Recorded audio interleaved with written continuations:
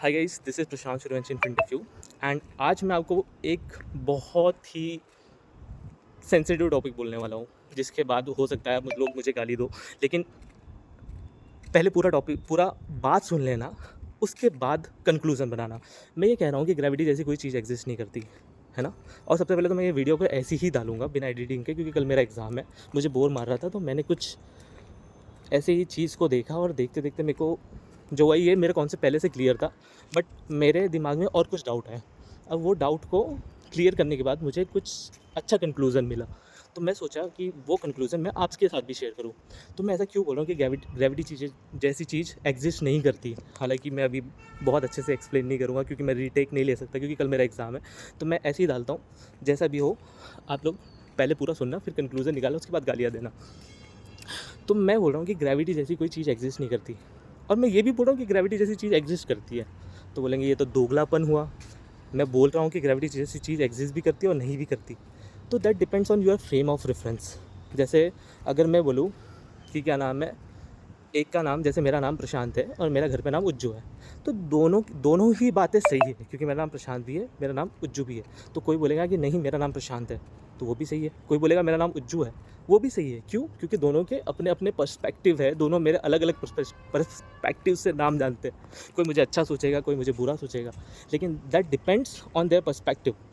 वैसे ही हालांकि I know कि ये बहुत रिलेवेंट एग्जांपल नहीं है मुझे, लेकिन इससे रिलेवेंट एग्जांपल अभी दिमाग में सोच नहीं रहा, तो आप समझने की कोशिश करना मैं क्या समझाना चाह रहा हूँ। वैसे ही मैं ये बोलना चाह रहा हूँ, जैसे हमने क्या पढ़ा है, न्यूटोनियन फिज़िक्स के हिसाब से अगर हम बात करें तो दो मैसिव बॉडीज़ एक दूसरे को अट्रैक्ट करती है। जैसे हम बात करें कि दो बॉडीज़ अपने आप एक दूसरे को अट्रैक्ट करती है, that is because of electrostatic force भी। लेकिन जो इलेक्ट्रोस्टैटिक फोर्स है, उसका हमको रीज़न मालूम है कि वो एक दूसरे को अट्रैक्ट करती है because of their internal properties. Means उसके अंदर जो प्रोटॉन्स है, उसके अंदर जो इलेक्ट्रॉन्स हैं, तो वो पॉजिटिव चार्जेस नेगेटिव चार्जेस को अट्रैक्ट कर रहे हैं, that is the electrostatic force. उन दोनों के बीच में फोर्सेस लग रही है और वो एक दूसरे को अट्रैक्ट कर रहे हैं। लेकिन न्यूटन ने साफ साफ अपनी बुक में लिखा हुआ है कि वो नहीं जानते कि दो मैसिव बॉडीज़ एक दूसरे को अट्रैक्ट क्यों करती है। हालांकि हो सकता है कि आप इसका असली रीज़न जानते हो। नीट के टाइम पे मैं ये सोचता था कि जो ग्रेविटेशनल फोर्स है, that is the internal property of molecule. अगर आप ऐसा सोच रहे हो जैसा मैं सोचता था, तो मैं कहूँगा कि ग्रेविटी जैसी कोई चीज़ एग्जिस्ट नहीं करती, है ना, कि gravity is not the internal property of the molecule. लेकिन अगर आप ऐसा सोचते हो कि एक बॉल है, वो ऊपर से नीचे गिर रही है, मैं इस फिनोमिना को ग्रेविटी समझता हूँ, तो मैं कहूँगा हाँ ग्रेविटी जैसी चीज़ एग्जिस्ट करती है। आप उसे ग्रेविटी बोलो, आप उसको कुछ और नाम दो, जैसे एक ही चीज़ के अलग अलग नाम हो सकते हैं। जैसे मेरा नाम प्रशांत है, उज्जू, प्रशांत भी सही है, उज्जू भी सही है, वो तो डिपेंड करता है। अगर आपको मेरे को कोई निकनेम देना है वो भी सही है। तो वैसे ही अगर आप ऊपर से नीचे बॉल गिरने के फिनोमिना को ग्रेविटी बोल रहे हो, तो मैं बोलूँगा हाँ ग्रेविटी जैसी चीज़ एग्जिस्ट करती है। आपको जो बोलना है वो बोलो, वो आप तो उस फिनोमिना को नाम दे रहे हो ना। लेकिन अगर आप ये कहोगे कि ग्रेविटी इज़ अ एक्सेलरेशन, तो मैं ये कहूँगा कि आप सही नहीं है। या फिर मैं ऐसा कहूँगा कि थ्योरी ऑफ रिलेटिविटी के हिसाब से, आप सही नहीं है ना। क्योंकि सबसे मेजर और सबसे बेस्ट थ्योरी आज के समय पे थ्योरी ऑफ रिलेटिविटी है। तो ऐसा हो सकता है फ्यूचर में थ्योरी ऑफ रिलेटिविटी गलत प्रूफ हो जाए, लेकिन उन्होंने न्यूटोनियन फिज़िक्स को कई हद तक के, यानी कि ऐसा तो नहीं बोलूँगा कि गलत प्रूफ किया है, क्योंकि अगर हम बात करें तो न्यूटोनियन फिज़िक्स ने क्या किया था कि किसी टॉपिक को, एक ऐसा होता है ना कि जैसे हम यूट्यूब पे वीडियो देखते हैं, तो एक होता है 180p, फिर 360p, फिर 480p, फिर होता है हमारे पास HD में देखते हैं, फिर फुल HD में। तो उसने इस कॉन्सेप्ट को जो हुआ है ना, HD में एक्सप्लेन किया है। अब हमारे जो क्या नाम है आइंस्टाइन जी है, उन्होंने थ्योरी ऑफ रिलेटिविटी के थ्रू इस कॉन्सेप्ट को क्या किया है, अल्ट्रा HD में एक्सप्लेन किया। तो ऐसा नहीं बोल सकते कि न्यूटन जो थे वो गलत थे, उन्होंने एक फाउंडेशन रेडी की। हालांकि वो सारी चीज़ों को एक्सप्लेन नहीं कर पाए, क्योंकि न्यूटन की फिजिक्स जो हो रही थी वो ब्लैक होल में नहीं यूज़ होती थी। यानी कि जब हम ब्लैक होल पे कॉन्सेप्ट लगाते थे, या फिर मैसिव बॉडीज़ पे जहाँ पे ग्रेविटेशनल फोर्स बहुत हाई होती थी, तो वहाँ पे न्यूटन की फिजिक्स पूरी फेल कर जाती थी। लेकिन अगर हम आइंस्टाइन की थ्योरी ऑफ रिलेटिविटी के बारे में बात करें, तो उन्होंने जितनी प्रिडिक्शन की थी वो सारी सही निकली थी। इसका मतलब आइंस्टाइन की थ्योरी ऑफ रिलेटिविटी न्यूटन की थ्योरी से तो काफ़ी बेटर है, ओके। लेकिन अभी भी आइंस्टाइन की थ्योरी ऑफ रिलेटिविटी में बहुत से फ्लॉज है ना।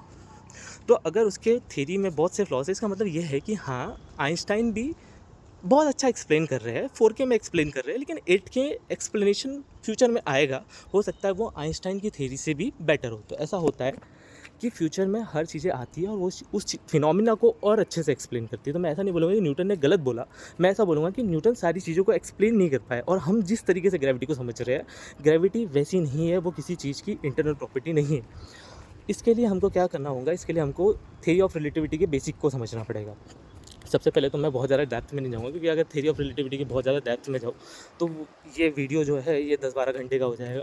तो मैं एक फंडामेंटल फाउंडेशन के थ्रू सिर्फ हमारा जो क्वेश्चन है उसको एक्सप्लेन करने की कोशिश करूँगा। जैसे मान के चलो कि एक इमेजिनरी ये दुनिया है ना, तो आइंस्टाइन ने क्या किया कि उन्होंने इमेजिन किया कि जो पूरा दुनिया है ना, वो एक इमेजिनरी इलास्टिक फाइबर की बनी हुई है। यानी कि ऐसा मान लो कि एक इलास्टिक इमेजिनरी एक यानी कि एक इलास्टिक चादर है ना। जैसे मान के चलो एक चादर है, चादर के ऊपर मैंने क्या कर दिया, एक बॉल रख दिया, तो वो चादर क्या करेगा, वो जो बॉल का वजन है उस चादर को नीचे की तरफ ऐसे डिप्रेस कर देगा। अब उस कारण से एक स्लोप क्रिएट होगी। तो आइंस्टाइन के थ्योरी ऑफ रिलेटिविटी ने ये एक्सप्लेन किया कि ग्रेविटी किसी मॉलिक्यूल की इंटरनल प्रॉपर्टी नहीं है। ग्रेविटी इसलिए एग्जिस्ट कर रही है क्योंकि वहाँ पे एक स्लोप है, और ये एक यूनिवर्स की, यानी कि जो इस यूनिवर्स को इस तरीके से बनाया गया है। सबसे पहली बात तो ये है कि अब इसका एक्सप्लेनेशन मेरे पास नहीं है कि कोई मैसिव बॉडी जो हो रही है वो किसी चादर को नीचे की तरफ क्यों धकेल रही है, और इसका एक्सप्लेनेशन थ्योरी ऑफ रिलेटिविटी ने भी नहीं दिया है। तो हो सकता है फ्यूचर में इसका भी एक्सप्लेनेशन है, और मेरे पास इस चीज़ का भी एक्सप्लेनेशन नहीं है कि कोई चीज़ जो हो रही है, जैसे वो ढलान बोलते हैं या स्लोप होती है, उसमें नीचे क्यों जा रही है। तो ये चीज़ें का जो एक्सप्लेनेशन आया है वो थ्योरी ऑफ रिलेटिविटी में भी अभी तक के नहीं है। तो अभी के लिए हम ये एज्यूम करके चलेंगे कि इस नेचर की जो प्रॉपर्टी है वो ये है कि कोई भी मैसिव बॉडी जो होती है ना, इमेजिनरी चादर को नीचे की तरफ धंसा देती है, या फिर ऐसा बोल सकते हैं कि जैसे ये चादर है, इसके ऊपर अगर मैंने मैसिव बॉडी रख दिया तो ये चादर ऐसा हो जाएगा, है ना। तो ये एक नेचर की, हमारे यूनिवर्स की प्रॉपर्टी है कि जितनी भी मैसिव बॉडी है, लाइक सन है, मून है ना। आप एक इमेजिन करोगे एक चादर है, उसके ऊपर मैंने कुछ मैसिव बॉडीज़ रख दी, लाइक मान लो कि मैंने बॉल रख दिया या फिर मैंने कुछ बहुत भारी चीज़ रख दी, तो उस भारी चीज़ के कारण क्या होगा, वो नीचे की तरफ दब जाएगा। वैसे ही सन हो गया, मून हो गया, ब्लैक होल्स हो गए, ये सब के सब क्या करते हैं, ये इतनी मैसिव बॉडीज़ है, इतना मास है इनका कि ये क्या करते हैं, उस चीज़ को नीचे की तरफ इस तरीके से दबा देते हैं, स्लोप बना देते हैं। तो ये हम मान के चलेंगे कि ये ऐसा क्यों होता है, इसका एक्सप्लेनेशन थ्योरी ऑफ रिलेटिविटी नहीं देती। हो सकता है फ्यूचर में इसका एक्सप्लेनेशन मिले, लेकिन अभी के लिए हम ये मान के चलेंगे आज के साइंस के हिसाब से कि ये इस यूनिवर्स की नेचुरल प्रॉपर्टी है कि ऐसा ही होता है ना। इसका भी कुछ ना कुछ एक्सप्लेनेशन होगा, लेकिन अभी हमारे पास इसका कोई एक्सप्लेनेशन नहीं। दूसरा, हम ये मान के चलेंगे कि इस स्लोप में जो होती है, स्लोप में इस यूनिवर्स की एक प्रॉपर्टी है कि कोई भी चीज़ होती है ना, स्लोप में ऊपर से नीचे की तरफ आती है, ये यूनिवर्स की प्रॉपर्टी है। तो जो हमारे पास जो ग्रेविटी है वो एक्चुअल में दो मैसिव बॉडी एक दूसरे को अट्रैक्ट नहीं कर रही। जब दो मैसिव बॉडीज़ होती है ना, जैसे सन के बारे में हम बात करें तो सन क्या है, एक चादर मानो, एक इमेजिनरी चादर मान लो, यानी इस यूनिवर्स में एक पूरी इमेजिनरी चादर है, वहाँ पे बीच में सन है। उस सन ने क्या किया है कि उसके वजन के कारण वहाँ पे एक बहुत बड़ा एक स्लोप बन गया है। मतलब जैसे मान के चलो ये पूरा यूनिवर्स है, इसके ऊपर जैसे ही सन आएगा तो ये नीचे की तरफ जाएगा और एक ऐसा स्लोप क्रिएट हो जाएगा। तो बिकॉज ऑफ दिस स्लोप हमारे पास क्या हो रहा है कि अर्थ जो है ना, वो क्या होगा, नीचे के साइड जाएगी। जैसे मान के चलो ये स्लोप है, अगर जैसे मान के चलो एक कटोरा है, कटोरे में मैंने क्या कर दिया कि एक कंचे को ऊपर रखा, तो वो क्या होगा, ऊपर से नीचे के साइड में जाएगा। तो ये हमारे यूनिवर्स की प्रॉपर्टी है कि कोई भी स्लोप में ऊपर से नीचे की तरफ एक चीज़ आती है। तो वैसे ही अगर सन है, सन ने नीचे धकेल दिया तो सन के सामने अर्थ तो बहुत छोटा सा है ना। तो ऐसा नहीं है कि जैसे हम ये बोलेंगे कि सन ने अगर नीचे किया है, सन ने ऐसा एक स्लोप को नीचे कर दिया, तो अर्थ ने भी तो किया होगा, लेकिन अर्थ ने बहुत छोटा किया होगा और सन ने बहुत बड़ा किया होगा। इसलिए हमने बोला था कि देखो न्यूटन ने क्या बोला था कि हर एक बॉडी एक दूसरे को अट्रैक्ट करती है। इसलिए अर्थ ने भी छोटा सा स्लोप बनाया है, सन ने भी बड़ा स्लोप बनाया है, लेकिन अब छोटे से स्लोप में सन थोड़ी गिर जाएगा। तो बड़े स्लोप में हमारे पास क्या होती है, अर्थ जो होती है वो सन की तरफ अट्रैक्ट होती है। अब हमारे पास ये क्वेश्चन आना चाहिए, अगर ऐसा है तो अर्थ जो हो रही है वो सन की तरफ गिर क्यों नहीं रही। तो हम जानते हैं बिग बैंग के बारे में। जब इस यूनिवर्स, हालांकि ये एक हाइपोथेसिस है, अभी तक इसके बारे में कोई प्रूफ नहीं हुआ, लेकिन सबसे बेस्ट और लॉजिकल एक्सप्लेनेशन यही है। तो अगर हम बात करें तो बिग बैंग के टाइम पे क्या हुआ था, अर्थ जो हुई थी वो एक बहुत, अर्थ नहीं यानी ये पूरा का पूरा यूनिवर्स हुआ था एक हाईली डेंस पार्टिकल से आया था। इसका मतलब ये हुआ था कि वहाँ पर एक छोटा सा पार्टिकल था जो बहुत यानी कि ब्लास्ट हुआ और उस कारण से क्या हुआ, मैसिव एनर्जी निकली और उस टाइम पे क्या हुआ, ये पूरा यूनिवर्स बना। अब क्या हुआ कि वहाँ पे जो मैसिव एनर्जी जब निकली थी तो उसने हर एक चीज़ के अंदर एक एनर्जी डाली है। अब हमने ये बोला है कि अगर किसी चीज़ को एवरीथिंग यानी कि इस यूनिवर्स की एक प्रॉपर्टी है, जैसे अगर हम न्यूटन के लॉ के बारे में बात करें तो अगर कोई चीज़ मूव कर रही है तो वो मूव करते रहेगी, अगर कोई चीज़ रेस्ट पर है तो वो रेस्ट पर रहेगी, अगर मैंने अर्थ को रेस्ट पर ला दिया तो वो रेस्ट पर हो जाएगी, अगर वो मूव कर रही है तो वो मूव करते रहेगी। हालांकि ये आइंस्टाइन के थ्योरी के हिसाब से और ज़्यादा अच्छे से एक्सप्लेन किया जा सकता है। तो अर्थ को जो हुआ था ना, एक टेंजेंशियल वेलोसिटी मिल चुकी थी।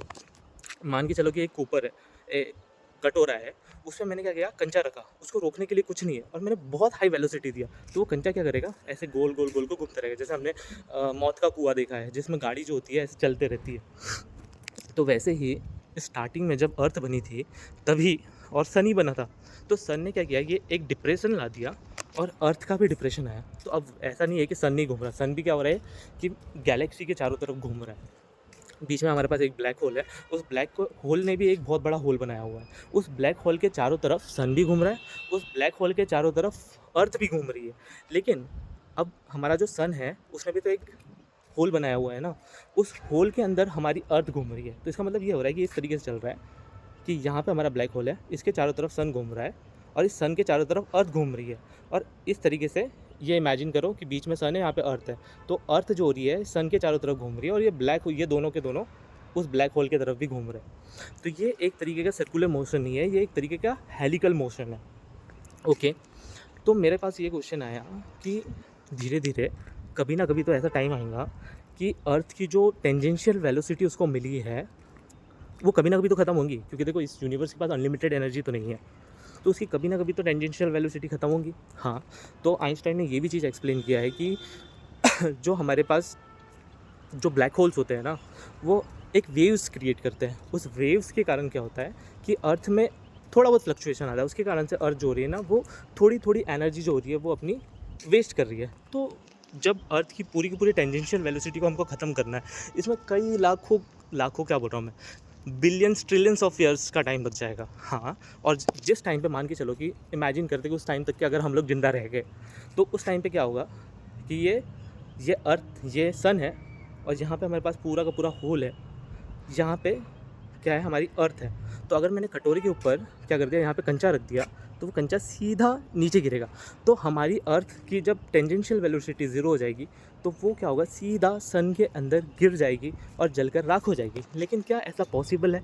नहीं, ऐसा क्यों पॉसिबल नहीं है? हम ये फिनोमिना को क्यों नहीं देख पाएंगे? क्योंकि ये फिनोमिना को होने के लिए कई करोड़ों अरबों साल लगेंगे। और हम जानते हैं कि कोई भी जो तारा है, या फिर हम स्टार के बारे में बात करें तो सन हमारा एक स्टार है।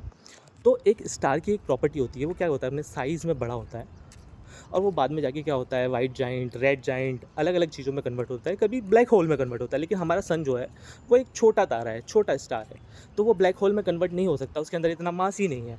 तो ये हमारे पास क्या होगा कि एक टाइम आएगा, सन जो होगा वो बढ़ता जाएगा, बढ़ता जाएगा, बढ़ता जाएगा, और वो बढ़ने के कारण क्या होगा, वो हमारी अर्थ को ही निगल लेगा। तो इसके पहले हमारी अर्थ की जो है एनर्जी ख़त्म हो, उससे पहले ही अर्थ को वो जो है सन निगल लेगा। ओके, तो चलो ठीक है, हमारे पास यहाँ तक के तो हमारा आंसर मिल गया कि अर्थ ख़त्म होगी, लेकिन वो उसकी वेलोसिटी के कारण नहीं। हालांकि मैं ये श्योरली नहीं कह सकता क्योंकि ये जस्ट हाइपोथेसिस है, लेकिन हमारे पास एक आंसर तो मिल गया कि अर्थ ख़त्म होंगी, लेकिन उसके कारण मोस्ट प्रोबेबल रीज़न ये हो सकता है कि सन ने उसे निकल लिया, या फिर ऐसा हो सकता है कि हम इंसानों ने ही इस रिसोर्सेज का इतना यूज़ कर लिया कि हमने इस धरती का पूरा नाश कर दिया और ये धरती अब हमारे लिए जो हुआ है जहर बन चुकी है। तो उसके पहले ही हम लोग एक्सटिंक्ट कर जाएंगे, और हो सकता है कि हमसे भी कोई इवॉल्विंग स्पीसीज़ आए। जैसे अगर हम इस धरती के बारे में बात करें तो सबसे पहले हमारे पास क्या हुआ, अलग अलग एराज चले, जिम्नोस्पर्म का एरा, एंजियोस्पर्म का एरा, फिर हमारे पास रेप्टाइल्स का एरा आया जहाँ पे डायनासोर ने राज किया, फिर मैमल्स का एरा आया, है ना, फिर धीरे धीरे हमारे पास क्या हुआ कि हम लोगों का एरा आया। तो इसका मतलब ये है कि एक चीज़ तो पक्का है कि इस दुनिया में किसी ने अनंत काल तक के राज तो नहीं किया। इसका मतलब ये है कि एक ना एक टाइम तो आएगा जब हम ह्यूमन से भी कुछ इवॉल्व स्पीसीज़ आएगी। लेकिन ये जो इवॉल्व स्पीसीज़ जो है ना, इसको आने में बहुत टाइम लगता है, बहुत टाइम मतलब करोड़ों, बिलियंस, ट्रिलियंस ऑफ ईयर। लेकिन अगर मैं बात करूँ कि हम लोग आर्टिफिशियल इंटेलिजेंस पे कितना काम कर रहे हैं।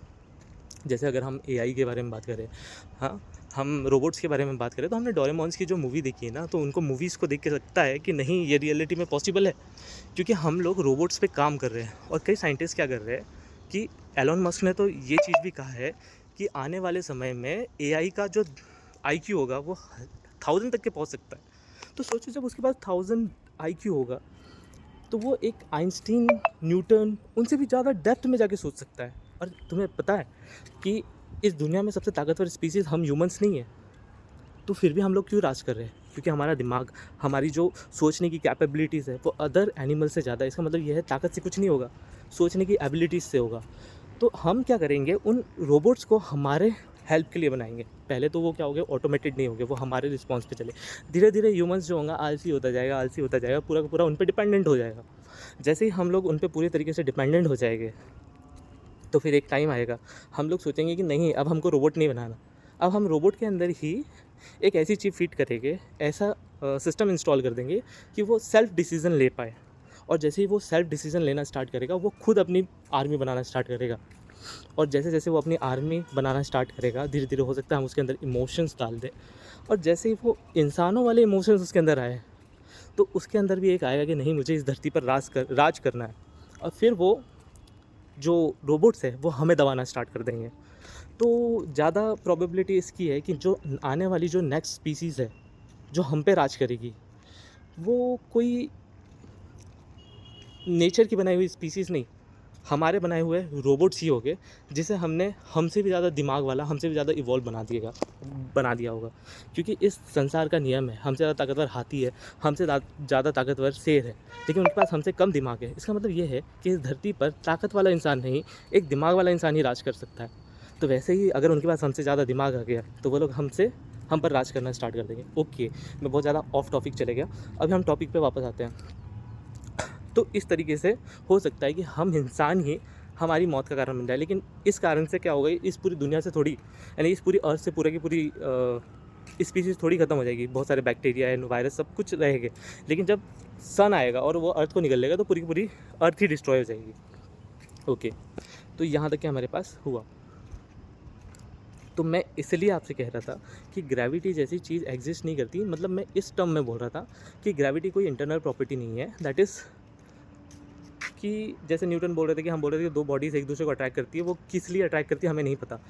तो हमें ऐसा लगता था कि नहीं, कहीं ना कहीं वो किसी मॉलिक्यूल की इंटरनल प्रॉपर्टीज़ है, उस कारण से वो एक दूसरे को अट्रैक्ट कर रही है। लेकिन ये रीज़न नहीं है। उसका रीज़न ये है कि एक मैसिव बॉडी जो हो रही है वो एक क्या कर रही है, एक स्लोप क्रिएट कर रही है, और उस स्लोप में जो हो रही है कोई भी चीज़ें जो होती है गिरती है। वैसे ही अगर मैं बोल रहा हूँ कि मैं और आप एक दूसरे को अट्रैक्ट कर रहे हो सकता है ये बहुत कम हो, क्योंकि मैं क्या कर रहा हूँ, इस यूनिवर्स में, इस अर्थ में भी, यहाँ पे भी कुछ इमेजिनरी लाइन है। मेरा वजन, मैं मानता हूँ कि अर्थ के रिस्पेक्ट में बहुत कम है, लेकिन मेरा भी तो कुछ ना कुछ वजन है। तो मैं भी क्या कर रहा हूँ, यहाँ पे कुछ स्लोप क्रिएट कर रहा हूँ, आप भी वहाँ पे कुछ स्लोप क्रिएट कर रहे हो। उस स्लोप के कारण मैं भी आपकी तरफ थोड़ा बहुत अट्रैक्ट कर रहा हूँ, आप भी मेरी तरफ बहुत अट्रैक्ट कर रहे हो, थोड़ा बहुत अट्रैक्ट कर रहे हो। लेकिन ये स्लोप इतनी छोटी है कि वो निग्लिजिबल अट्रैक्शन है। मतलब मैं गिर ही नहीं रहा हूँ, क्योंकि ये फ्रिक्शन जो फोर्स है यहाँ पर, वो मुझे वहाँ पे गिरने ही नहीं दे रहा। ओके, तो यहाँ तक कि हमारे पास ये हो गया कि मैंने ऐसा क्यों बोला। इसके बाद हम थोड़ी बहुत आइंस्टाइन की थ्योरी ऑफ रिलेटिविटी के बारे में डिस्कस करते हैं। अगर हम आइंस्टाइन की थ्योरी ऑफ रिलेटिविटी के बारे में डिस्कस करें, तो कोई भी कॉन्सेप्ट जो होता है ना, जब हम कोई भी कॉन्सेप्ट बनाते हैं तो पहले बेसिक फाउंडेशन आती है, फिर आती है एडवांस फाउंडेशन। लेकिन आइंस्टाइन की थ्योरी ऑफ रिलेटिविटी पहले एडवांस फाउंडेशन देती है, फिर बेसिक फाउंडेशन देती है। इसका रीज़न ये है कि आइंस्टाइन की जो थ्योरी ऑफ रिलेटिविटी थी, वो इस चीज़ को एक्सप्लेन करती थी कि ये चीज़ होती है, लेकिन वो चीज़ कैसे होती है उसका बेसिक फाउंडेशन उसमें नहीं था। तो उसके लिए आइंस्टाइन ने जो अपनी थ्योरी ऑफ रिलेटिविटी है, उसके बाद अपना बेसिक फाउंडेशन दिया था कि बेसिक थ्योरी ऑफ रिलेटिविटी। तो सबसे पहले हम बात करें, जो मैंने आपको अभी जो पूरा चीज़ एक्सप्लेन किया ना, मैंने आपको पहले बेसिक थ्योरी ऑफ रिलेटिविटी जो दूसरे नंबर पे आई है वो पहले एक्सप्लेन कर दिया कि किसी भी मैसिव बॉडी की प्रॉपर्टी ये है कि वो एक स्लोप क्रिएट करती है, और उस स्लोप के कारण कोई भी चीज़ें जो होती है वहाँ पे गिरती है। ओके, क्या ये थ्योरी सही है आइंस्टाइन ने जो बोला था? हाँ, आइंस्टाइन ने जितनी चीज़ें प्रिडिक्ट की थी वो सारी की सारी चीज़ें हमने क्या हुआ है, देखा हुआ है, यानी कि टेलीस्कोप के थ्रू देखा हुआ है कि नहीं, उन्होंने जो बोला था कि फ्यूचर में ऐसा हो सकता है, वो चीज़ें भी हमने देखी है। उन्होंने जब प्रिडिक्ट किया था वो चीज़ें हुई भी। आइंस्टाइन ने प्रिडिक्ट किया था कि इस यूनिवर्स में ब्लैक होल्स होते हैं, वो भी चीज़ें हमने देख ली, हमने वो चीज़ को फाइंड भी कर लिया, और उनके जो कॉन्सेप्ट्स हैं वो ब्लैक होल पे भी लगते हैं। तो फिर इसके बाद हम बात करें तो क्या न्यूटन के कॉन्सेप्ट गलत थे? हालांकि वो गलत नहीं थे, दैट इज़ बेसिक एक्सप्लेनेशन, है ना। अगर न्यूटन के कॉन्सेप्ट, अभी के लिए हम बोल देते कि गलत थे, अगर न्यूटन के कॉन्सेप्ट गलत थे तो आज भी हम उसको क्यों यूज़ कर रहे हैं? नहीं, न्यूटन के कॉन्सेप्ट गलत नहीं थे, दैट इज़ जस्ट सिंप्लीफिकेशन। मतलब ये है कि जहाँ पर ग्रेविटी की वैल्यू जो होती है ना बहुत छोटी हो जाती है। लेट्स से कि जो फार्मूला है, थ्योरी ऑफ रिलेटिविटी का फार्मूला जो है ना वो बहुत कॉम्प्लेक्स है और थ्योरी ऑफ रिलेटिविटी को सॉल्व करना बहुत टफ होता है। तो जब ग्रेविटी की वैल्यू जो होती है ना बहुत ज़्यादा होती है, तब क्या हो रहा है कि हम उस चीज़ों को निगलेक्ट नहीं कर सकते। लेकिन जब ग्रेविटी जो होती है ना बहुत कम हो जाती है, तो वहाँ पे कुछ चीज़ें कैंसिल हो जाती है और वो कैंसिल होने के बाद न्यूटन का फॉर्मूला होता है, दैट इज़ Gm1m2/r²। तो इसीलिए वो जो न्यूटन का फॉर्मूला है that is the simplified version of theory of relativity. Okay, तो इसलिए न्यूटन ने कुछ चीज़ें गलत नहीं कही, बस उनके जो मानना ये था, उन्होंने जो अपने कॉन्सेप्ट दिए हैं वो चीज़ें सिर्फ लो ग्रेविटी पे काम करती है। जहाँ पे ग्रेविटी बढ़ जाती है वहाँ पे न्यूटन के कॉन्सेप्ट फेल हो जाते हैं। और दूसरी चीज़ ये है कि आइंस्टाइन ने एक्सप्लेन किया, हालांकि न्यूटन ने ये कहा था कि मैं नहीं जानता कि ग्रेविटी क्या होती है, यानी कि वो न्यूटन का यानी कि अपनी बुक में लिखा है उन्होंने खुद ने, कि उन्होंने कहा है कि मैं नहीं जानता कि ग्रेविटी क्या होती है, लेकिन मुझे पता है कि दो चीज़ें एक दूसरे के पास आती है, लेकिन वो क्यों आती है वो नहीं पता।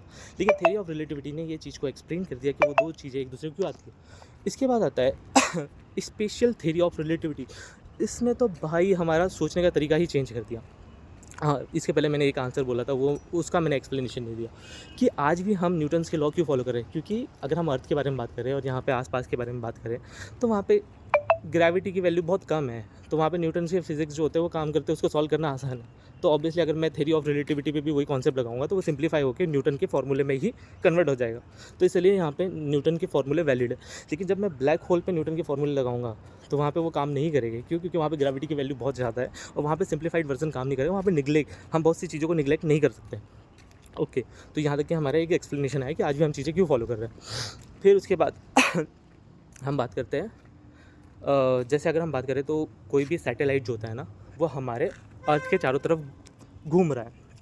तो जब वो हमारे अर्थ के चारों तरफ घूम रहा है तो उसकी वेलोसिटी अच्छी खासी है। तो उस केस में अगर मैं न्यूटन के कॉन्सेप्ट्स को लगाऊंगा तो उस केस में ऐसा होगा कि जो मेरे को टाइम जो रोज़ मिल रहा है, जो सारी चीज़ें मिल रही है, वो चीज़ें लेट हो जाएगी। लेकिन वही चीज़ें अगर मैं थ्योरी ऑफ रिलेटिविटी का कॉन्सेप्ट लगाऊंगा तो मुझे स्पेसिफिक टाइम मिलेगा। तो आज के समय पर जो भी मैं सैटेलाइट को भेज रहा हूँ वहाँ पर हम theory of special theory of relativities के कॉन्सेप्ट लगाते हैं, जिसके थ्रू हमको एक स्पेसिफिक टाइम मिलता है। अब मैं इसके बारे में कॉन्सेप्ट में थोड़ा डीप में जाता हूँ, हालांकि हो सकता है कि मुझे ऐसा लग रहा है कि मैंने ये चीज़ को अच्छे से एक्सप्लेन नहीं किया। अगर मैं इसके फंडामेंटल फाउंडेशन पे जाऊँ तो ऐसा क्यों होता है, तो मैं एक एक्सप्लेनेशन दूंगा। हालांकि ये जो एक्सप्लेनेशन है वो स्पेसिफिकली थ्योरी ऑफ रिलेटिविटी का एक्सप्लेनेशन नहीं है।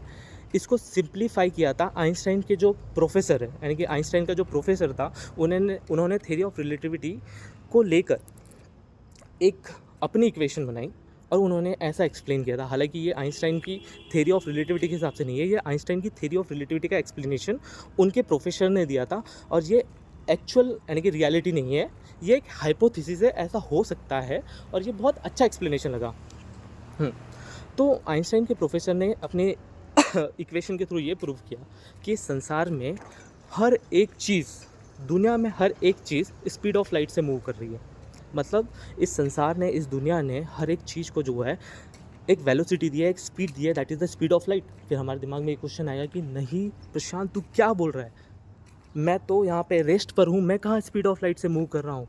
वहाँ पे कुछ चीज़ें हैं वो स्पीड ऑफ लाइट से मूव नहीं कर रही, लेकिन ये जो लाइट है वो स्पीड ऑफ लाइट से मूव कर रही है। ओके, तो उन्होंने ये चीज़ बोला। मैं हालांकि ये नहीं बोला कि ये बात सही है, लेकिन ये बेस्ट एक्सप्लेनेशन है। हो सकता है फ्यूचर में इससे अच्छा एक्सप्लेनेशन आए, तब मैं अपना ओपिनियन चेंज कर लूँगा। फिलहाल मैं इस ओपिनियन पे बिलीव करता हूँ। तो अगर हम बात करें तो उन्होंने क्या बोला, उन्होंने एक बहुत ही अच्छी बात की जिसके कारण मुझे थ्योरी ऑफ रिलेटिविटी को एक अलग लेवल पे सोचने का मौका मिला। उन्होंने कहा कि कोई चीज़ है, जैसे लेट्स से कि कोई भी चीज़ है उसमें 2 डायमेंशन है। जैसे थ्योरी ऑफ रिलेटिविटी जो होती है ना 4 डायमेंशन के बारे में बात करते हैं। जैसे हम, हालांकि बहुत सारे डायमेंशन हो सकते हैं इस यूनिवर्स में, कई लोग बोलते हैं 11 डायमेंशन होंगे, लेकिन हम लोग उन डायमेंशन को देख नहीं पाते। तो आइंस्टाइन जो होते हैं ना वो 4 डायमेंशन के बारे में बात करते हैं, स्पेस टाइम के बारे में। स्पेस मतलब X axis, Y axis, Z axis. मतलब मैं क्या होता हूँ इस दुनिया में, मैं कहाँ चल सकता हूँ, मैं सीधा जा सकता हूँ, मैं इधर जा सकता हूँ, मैं ऊपर जा सकता हूँ, मतलब मैं एक्स वाई जेड एक्सिस में जा सकता हूँ। तो इसका मतलब ये है कि मैं 3D एक्सिस के बारे में, 3D एक्सिस के बारे में, 3D स्पेस के बारे में तो जानता हूँ। लेकिन आइंस्टाइन ने एक और चीज़ एक्सप्लेन किया टाइम एक्सिस के बारे में, कि अगर मेरे को टाइम नहीं पता तो मैं कैसे बता सकता हूँ किसी चीज़ के बारे में। तो हमारा तीसरा डायमेंशन है टाइम। जैसे मैं बोलूँगा कि मैं RKDF में हूँ और मैं यहाँ पर खड़ा हूँ, तो ये क्या हुआ, ये डायमेंशन है। मैं बोल रहा हूँ कि मैं छत के ऊपर खड़ा हूँ, तो मैं अगर ज़मीन के रिस्पेक्ट में बोलूँ तो मैं एक वाई एक्सिस से, और मैं वहाँ के रिस्पेक्ट में बात करूँ तो एक्स एक्सिस में कुछ मूव किया हूँ, तो मैं एक्स और वाई एक्सिस के रिस्पेक्ट में बोल रहा हूँ। लेकिन मैंने ये आपको नहीं बताया कि मैं 6 बजे यहाँ पे खड़ा हूँ। तो इसका मतलब ये है कि आप ये सोच सकते हो कि मैं 10 बजे भी यहाँ पे खड़ा होगा, लेकिन 10 बजे तो मैं रूम पे सो रहा होगा। इसका मतलब ये है कि अगर मैं अपनी पोजीशन को स्पेसिफिकली स्पेसिफाई करना चाहता हूँ, तो वहाँ पे मुझे एक टाइम का कंस्ट्रेंट भी डालना पड़ेगा। इसीलिए अगर किसी भी चीज़ को मेरे को प्रॉपर्ली एक्सप्लेन करना है, तो वहाँ पे मेरे पास टाइम एंड स्पेस दोनों का कॉन्सेप्ट होना चाहिए। इसका मतलब आइंस्टाइन ने कहा कि हमको सारी की सारी चीज़ों को एक साथ लेना पड़ेगा, मतलब मेरे को स्पेस को भी लेना पड़ेगा और मेरे को टाइम को भी लेना होगा। तो उन्होंने स्पेस एंड टाइम का कॉन्सेप्ट दिया। तो उन्होंने बोला कि इस दुनिया में, यानी उन्होंने ऐसा नहीं बोला कि इस दुनिया में 4 डायमेंशन होते हैं, लेकिन उन्होंने अपने थ्योरी ऑफ रिलेटिविटी में 4 डायमेंशन का यूज़ किया, that is space and time. अब मैंने आपको ये बात क्यों बोला, क्योंकि मैं इस टॉपिक की बहुत डेप्थ में नहीं जा सकता, क्योंकि ये बहुत बड़ा कॉन्सेप्ट है। लेकिन मैं उनके जो प्रोफेसर है, उनका जो आइंस्टाइन के जो टीचर थे, उनके एक्सप्लेनेशन को समझने के लिए चीज़ को जानना ज़रूरी था। उन्होंने बोला कि मैं अभी हमारे पास 4 डायमेंशन है, इसका मतलब ये है कि मैं एक्स वाई और जेड एक्सिस में मूव कर सकता हूँ, और साथ में मैं टाइम में भी मूव कर रहा हूँ। जैसे मान के चलो कि मैं यहाँ पे खड़ा हूँ, आप बोल रहे हो कि मैं मूव नहीं कर रहा, लेकिन मैं मूव कर रहा हूँ ना, मैं टाइम के रिस्पेक्ट में मूव कर रहा हूँ। मैं अभी यहाँ पे हूँ, तो मतलब इसका मतलब ये है कि मैं स्पेस में मूव नहीं कर रहा, मतलब मैं आगे पीछे ऊपर नीचे नहीं जा रहा। लेकिन अभी देखो यहाँ पे 1 सेकेंड, 2 सेकेंड, 3 सेकेंड, 4 सेकेंड मैं यहीं पे हूँ, मतलब टाइम के रिस्पेक्ट में मूव कर रहा हूँ। ओके। तो उन्होंने हमको ये कहा कि इस दुनिया में स्पेस ने क्या किया है, हमको टोटल वेलोसिटी मतलब हमारे पास स्पेस के लिए एक अलग वेलोसिटी दी है, मतलब एक्स वाई जेड एक्सिस के लिए अलग वेलोसिटी, और हमारे पास जो हुआ है टाइम के लिए एक अलग वेलोसिटी दी है। इन दोनों को जब हम जोड़ेंगे तो हमारे पास एक वेलोसिटी आएगी, that is the speed of light. इसका मतलब ये है कि मैं भी स्पीड ऑफ लाइट से मूव कर रहा हूँ। अगर मैं यहाँ पे खड़ा हूँ तो मेरे पास स्पीड ऑफ लाइट, मतलब नेचर ने मेरे को टोटल मिलाकर कितनी स्पीड दी है, स्पीड ऑफ लाइट। मतलब मैं एक तो टाइम के डायमेंशन में भी स्पीड ऑफ लाइट से मूव कर सकता हूँ, यानी मेरे को एक कैपेबिलिटी दी है, और मैं एक्स वाई जेड एक्सिस में भी स्पीड ऑफ लाइट से मूव कर सकता हूँ। लेट्स इमेजिन करो, आई नो कि थोड़ा कॉम्प्लेक्स टॉपिक है, थोड़ा सोचो, इमेजिन करोगे तब ज़्यादा अच्छे से समझ में आएगा। मैं यहाँ पे खड़ा हूँ, इसका मतलब मैं एक्स वाई जेड एक्सिस में तो मूव नहीं कर सकता, तो मतलब स्पेस में मेरी वेलोसिटी 0 है, और टाइम में मेरी वेलोसिटी क्या होगी, अब मेरे को ये निकालना है। तो नेचर ने मेरे को टोटल वेलोसिटी दी है स्पीड ऑफ लाइट। तो इसका मतलब ये है कि अगर मैं यहाँ पे खड़ा हूँ ना, तो मैं फ्यूचर में मेरा जो टाइम चल रहा है ना, वो स्पीड ऑफ लाइट से चल रहा है, मतलब मैं टाइम के रिस्पेक्ट में स्पीड ऑफ लाइट से मूव कर रहा हूँ। इसका मतलब मेरी जो सेल्स है ना, मेरी बॉडी की सेल्स, वो भी स्पीड ऑफ लाइट से जो हो रही है मूव करे। अब हम बोलेंगे प्रशांत, लेकिन हम स्पीड ऑफ लाइट को तो बहुत ज़्यादा मानते हैं ना, 1 सेकेंड और स्पीड ऑफ लाइट में कितना फ़र्क होता है। अरे ये तो हमारे ह्यूमंस के बनाए हुए पैरामीटर्स हैं ना, मैं 1 सेकेंड को बोल रहा हूँ। तो मैं 1 सेकेंड को, अगर आप मैं बोलूँ कि 1 second he speed of light है, मतलब 1 सेकेंड मतलब मैं स्पीड ऑफ लाइट से मूव कर रहा हूँ टाइम में, तो वो हमारे ह्यूमंस के बनाए हुए पैरामीटर है। 1 सेकेंड हमने इसको बोलना है। हो सकता था कि कोई और बोलता हो कि दूसरे प्लानट में 1 सेकेंड को कोई 1 घंटा मानता हो, वो तो उनका पैरामीटर है। लेकिन जो नेचर के बनाए हुए लिमिट्स हैं, हम उसके बारे में डिस्कस कर रहे हैं। तो इसका मतलब ये है कि इस टाइम पे अगर मैं यहाँ पे रुका हुआ हूँ, तो इसका मतलब मैं टाइम में स्पीड ऑफ लाइट से मूव कर रहा हूँ। अब लेट्स से कि मैं यहाँ पे क्या हो रहा हूँ कि इमेजिन कर लो, इतना तो नहीं मूव कर रहा, लेकिन 100 किलोमीटर पर आवर की स्पीड से मूव कर रहा हूँ। तो मैं स्पेस में 100 किलोमीटर पर आवर की स्पीड से मूव कर रहा हूँ, तो मेरे को टाइम में थोड़ा स्लो मूव करना पड़ेगा, ताकि दोनों का जो प्लस करने के बाद मेरे पास जो वैल्यू आएगी वो आनी चाहिए स्पीड ऑफ लाइट के बराबर। ओके। तो आइंस्टाइन ने हमको ये कहा कि अगर कोई चीज़ स्पीड ऑफ लाइट से मूव करेगी तो उसके लिए टाइम रुक जाएगा। तो सोचो, पहले मैं आइंस्टाइन के प्रोफेसर का फ़ैन क्यों हो गया, मेरे को वो कॉन्सेप्ट को समझने में थोड़ा टफ जा रहा था, मैं इमेजिन नहीं कर पा रहा था। लेकिन आइंस्टाइन के जो प्रोफेसर है, उनकी जो हाइपोथेसिस थी, उसके थ्रू इस चीज़ को कितना अच्छे से एक्सप्लेन किया जा सकता है। वो इस फिनोमिना को बहुत अच्छे से एक्सप्लेन करती है कि अगर मान के चलो कोई चीज़ जो हो रही है, लेट्स से कि अगर मैं फ्यूचर में, हालांकि ये पॉसिबल नहीं है, यानी कि आइंस्टाइन की थ्योरी के हिसाब से वो बोलते हैं कि यानी कि उन्होंने पुराने कॉन्सेप्ट को यूज़ किया है, उनका फिनोमिना नहीं है, उन्होंने पुराने कॉन्सेप्ट को यूज़ करके ये चीज़ को बोला है कि कोई चीज़ जो होती है ना, नेचर ने एक स्पीड लिमिट सेट की है इस यूनिवर्स के लिए। वो स्पीड लिमिट जो है that is speed of light, मतलब इस दुनिया में कोई भी स्पीड ऑफ लाइट से तेज़ मूव नहीं कर सकता। हालांकि ऐसा हो सकता है फ्यूचर में कोई चीज़ हमको मिल जाए जो स्पीड ऑफ लाइट से भी ज़्यादा तेज़ मूव करती हो, लेकिन अभी के फ़िलहाल में, अभी के साइंस के हिसाब से कोई भी चीज़ स्पीड ऑफ लाइट से ज़्यादा तेज़ मूव नहीं कर सकती। तो अभी हम यही मान के चलेंगे। तो अगर कोई चीज़ स्पीड ऑफ लाइट से, लेट्स से कि अगर मैं स्पीड ऑफ लाइट से मूव कर रहा हूँ, तो इसका मतलब क्या हो रहा है कि मैं किस एक्सिस में मूव कर रहा हूँ, मैं स्पेस में स्पीड ऑफ लाइट से मूव कर रहा हूँ, मैं आगे पीछे स्पीड ऑफ लाइट से मूव कर रहा हूँ।